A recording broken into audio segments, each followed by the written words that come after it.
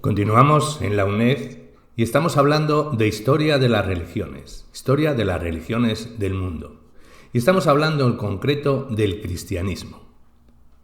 Hablemos de la difusión del cristianismo. Después de convertirse en la religión oficial del Imperio Romano, el que atravesaba ya la época de su decadencia, el cristianismo, junto con la cultura grecorromana, penetra en los pueblos germanos y eslavos. Ya en el siglo IV toman el bautismo los godos y los vándalos. A finales del siglo V, los francos. En los siglos VI al IX, el cristianismo se extiende gradualmente a las tribus germánicas más alejadas, alemanes, bávaros, frisones, anglosajones y otros. En los siglos IX y X se difunde entre los pueblos eslavos. A finales del siglo X, casi toda Europa se había convertido al cristianismo. Pero en Oriente, donde se había difundido hasta el Cáucaso, armenios, georgianos, en el siglo IV debió librar una lucha tenaz contra el zoroastrismo y en el siglo VII contra el islamismo, que se alzaba como un serio obstáculo para su posterior propagación en Oriente. Pero el cristianismo, al penetrar entre los pueblos paganos de Europa y de otros países, no destruía las religiones locales. Más bien se fundía con ellas, adoptaba los ritos tradicionales y las imágenes mitológicas locales. Así se llegó a un sincretismo religioso o una dualidad doctrinaria. Los dioses locales se fusionaban con los santos cristianos bajo cuyos nombres se los seguía venerando. Entre los eslavos, por ejemplo, el antiguo Perún era venerado bajo el nombre de Elías, el profeta, Veles, bajo el nombre de San Blas. Los tradicionales ritos populares, relacionados principalmente con el calendario rural, se hacían coincidir con los días del calendario de la Iglesia, fiestas de Navidad, bautismo, Carnestolendas, Trinidad, Iván Cúpula y otros. Las figuras de la mitología inferior, Bodionoi, el genio de las aguas, Leshi, del bosque, Domboi, duende de la casa, Koboldi, Elfi, Troyi y otros se conservaban bajo sus propios nombres, pero la Iglesia enseñaba a mirarlos como a fuerzas impuras. A partir de la época de los grandes descubrimientos, siglo XV y XVI, los misioneros cristianos comienzan su prédica fuera de los límites del viejo mundo, actuando no solo con la cruz, sino también con el fuego y la espada. A principios del siglo XX, el cristianismo ya era la religión más difundida. Hablemos de división de las iglesias occidental y oriental. La vida interna del cristianismo y las relaciones internas de la Iglesia reflejaban el desarrollo de la historia política. La división política y cultural del Imperio Romano en Occidente y Oriente, siglos III y IV de nuestra era, condujo a aislamiento gradual de ambas iglesias.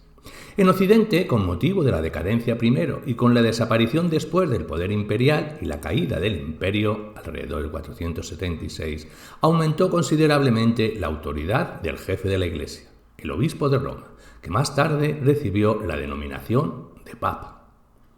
En Oriente, donde se conservó el imperio, los patriarcas de la Iglesia, Constantinopla, Antioquía, Alejandría y Jerusalén, no podían obtener un poder similar. Ni siquiera intentaron librarse de la protección de los emperadores.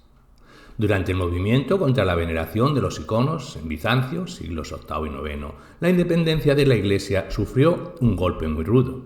Para privarla de toda autonomía y subordinarla aún más, los emperadores prohibían la veneración de iconos, debilitando con ello el atractivo de los ritos eclesiásticos para los creyentes, y confiscaban las tierras de propiedad de las iglesias y monasterios.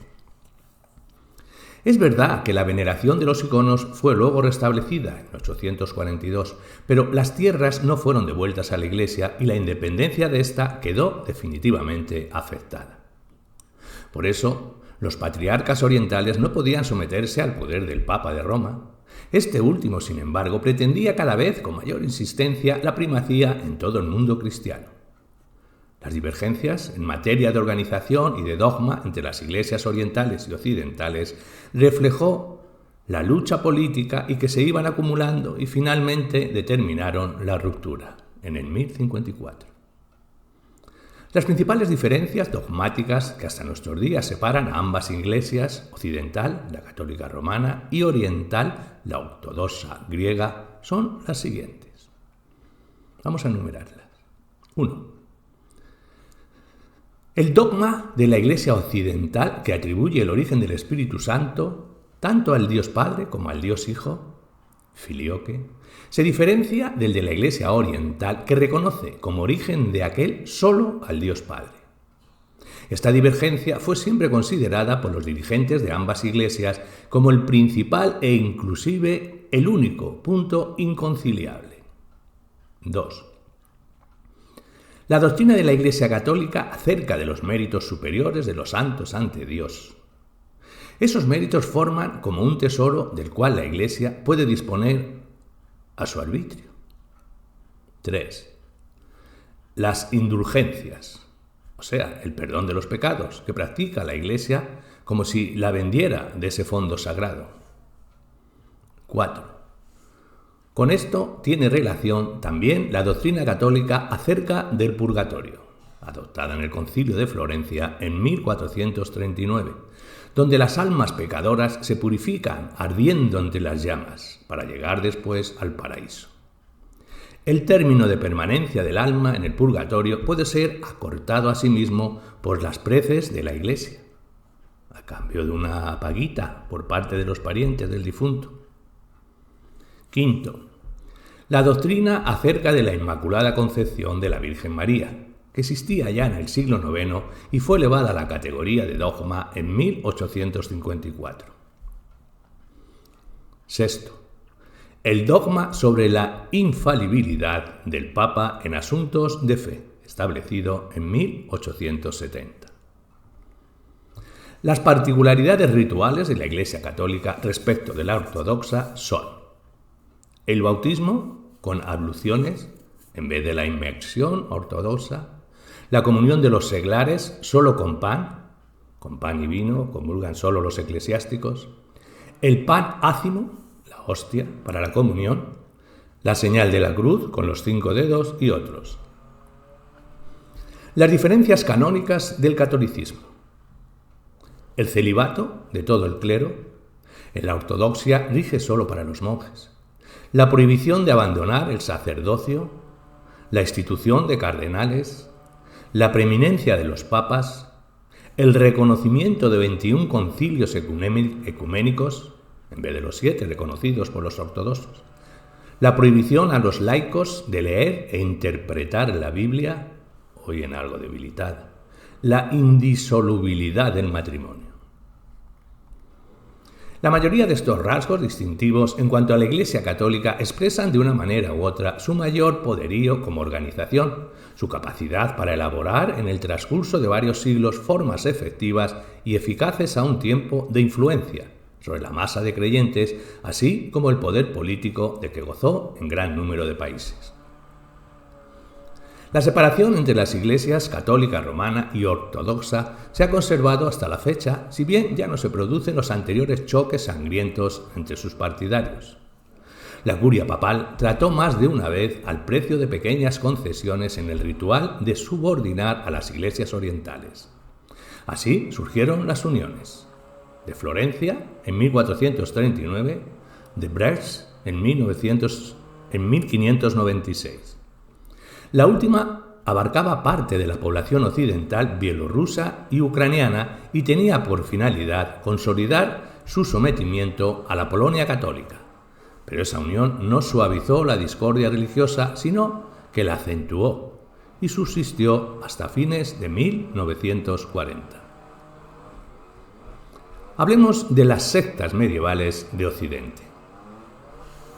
La lucha de clases en el medioevo europeo llevó a la creación de una serie de sectas y herejías que reflejaban la protesta espontánea contra la opresión feudal y eclesiástica.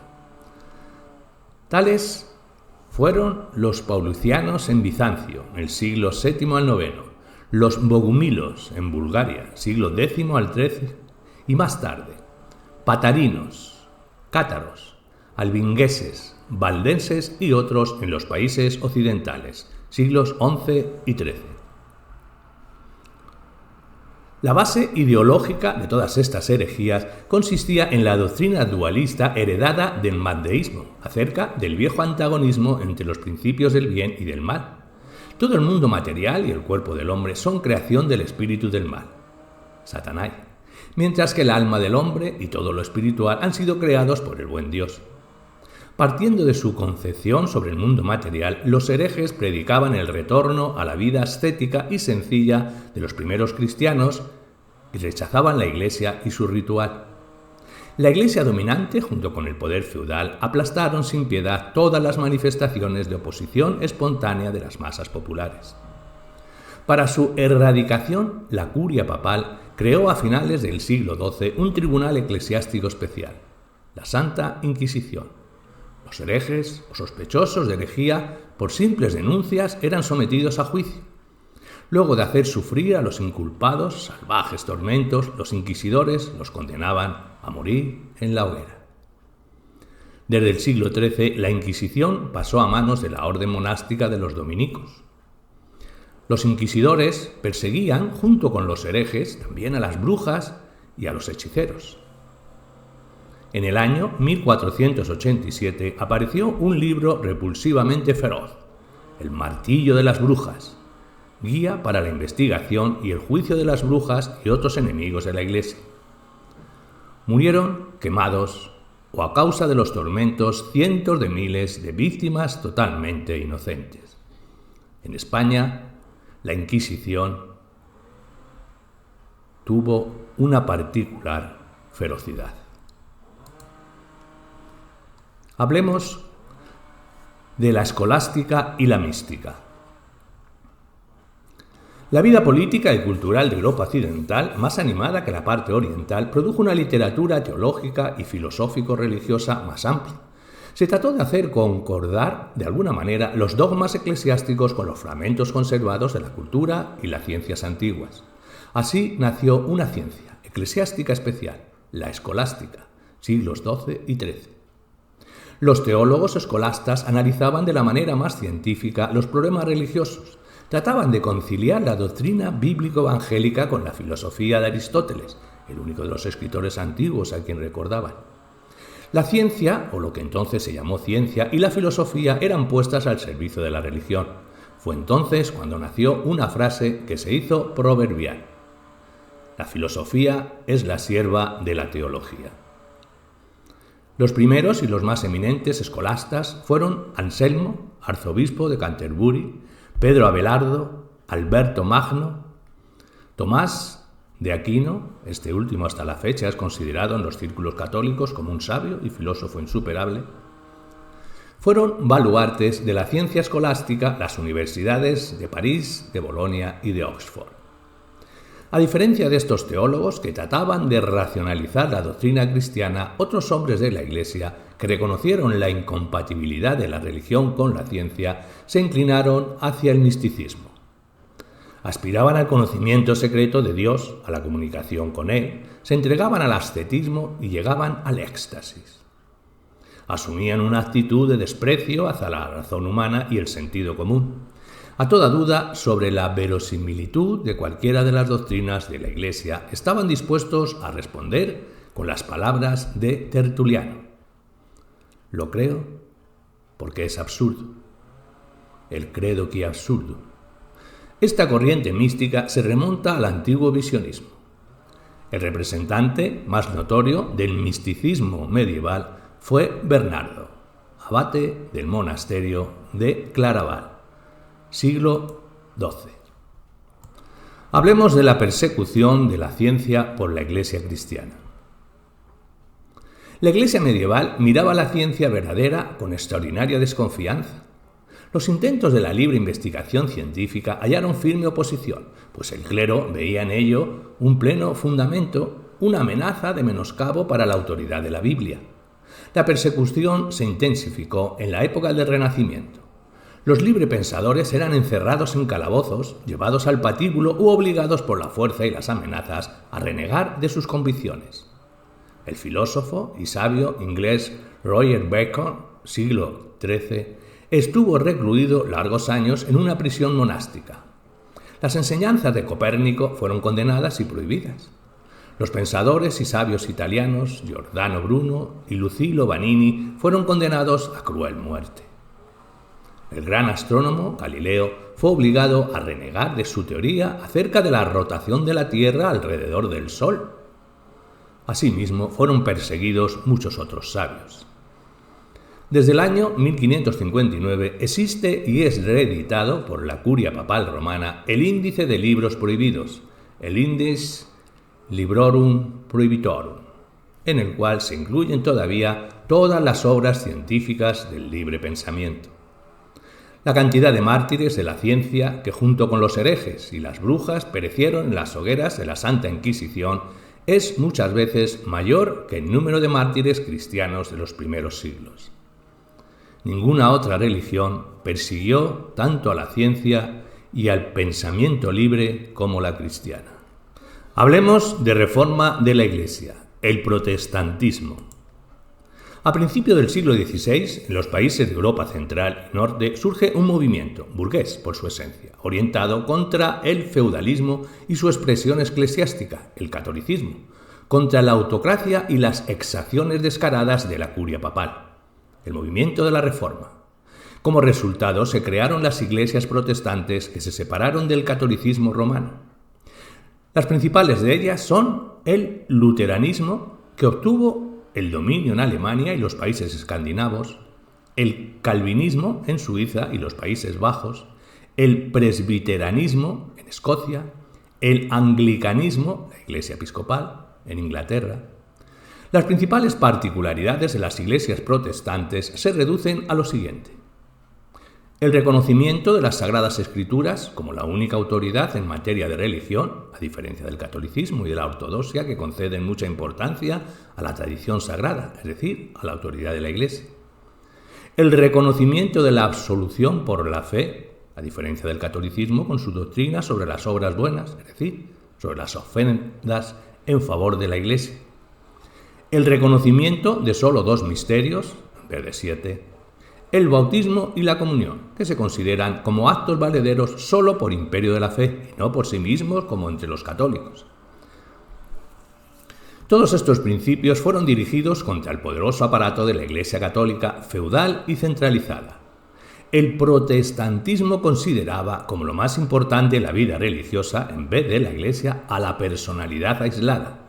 Después de destruir la organización eclesiástica y de liberar del poder papal a los países del norte de Europa, la Reforma transfirió ese poder a otras fuerzas. En Alemania y Escandinavia, el luteranismo, a los príncipes y reyes legos. En Suiza y los Países Bajos, el calvinismo, a la burguesía republicana. En Inglaterra, Iglesia Episcopal, a la monarquía centralizada.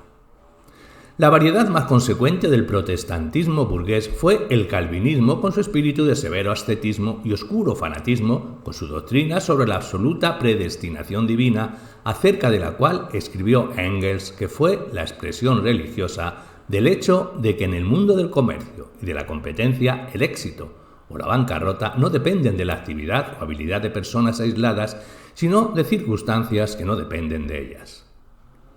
Hasta los sabios burgueses comprenden la naturaleza de clase del protestantismo. Muy bien la señaló Max Weber en su obra La ética protestante y el espíritu del capitalismo. Las sectas que se separaron de las iglesias dominantes en la época de la Reforma, después de ella, anabaptistas, los hermanos moravos, representaban corrientes democráticas plebeyas. Pero ello no fue óbice para que tales sectas, especialmente los cuáqueros, metodistas, baptistas, menonistas, etc., se transformaran después en una forma de explotación de la masa de creyentes por los jerarcas capitalistas. Si desde el comienzo del protestantismo se dividió en una serie de corrientes, iglesias e interpretaciones, y hasta la fecha prosigue esa separación de sectas en su territorio, el catolicismo, por el contrario, fue y permanece siendo una religión estrictamente centralizada. Solo en 1870 se separó de él un reducido grupo de viejos católicos, clero y legos, principalmente Suiza y el sur de Alemania, que no reconocieron el nuevo dogma acerca de la infalibilidad de los papas. Los viejos católicos realizaron alguna democratización en la dirección eclesiástica y cierta simplificación del culto. En 1920 se separó de Roma una parte del clero católico y de los creyentes de Checoslovaquia, pero sobre una base puramente política. En vista de la actitud hostil del Vaticano hacia el Estado de reciente creación, se formó una iglesia checa independiente. Pero estas escisiones afectaron solo a una parte insignificante de los católicos creyentes, de los cuales en total se cuentan actualmente más de 550 millones en todo el mundo. El catolicismo está difundido actualmente en la mayoría de los países del sur y oeste de Europa. Es la religión preponderante en Portugal, España, Italia, Irlanda, Bélgica, Austria, Polonia, casi totalmente en Francia, Hungría, Checoslovaquia, en partes del noroeste de Yugoslavia, eslovenos, croatas, predomina en Alemania Occidental, distritos del sur y oeste, en el norte de Albania, hay católicos en Suiza y en Inglaterra. En la URSS se conservó el catolicismo entre los lituanos y letones orientales, los lagalos. El catolicismo domina en los países de América Latina. Hay muchos católicos en Estados Unidos y en Canadá, los franco-canadienses. Hay muchos conversos al catolicismo por los misioneros en diversos países de África, Asia y Oceanía.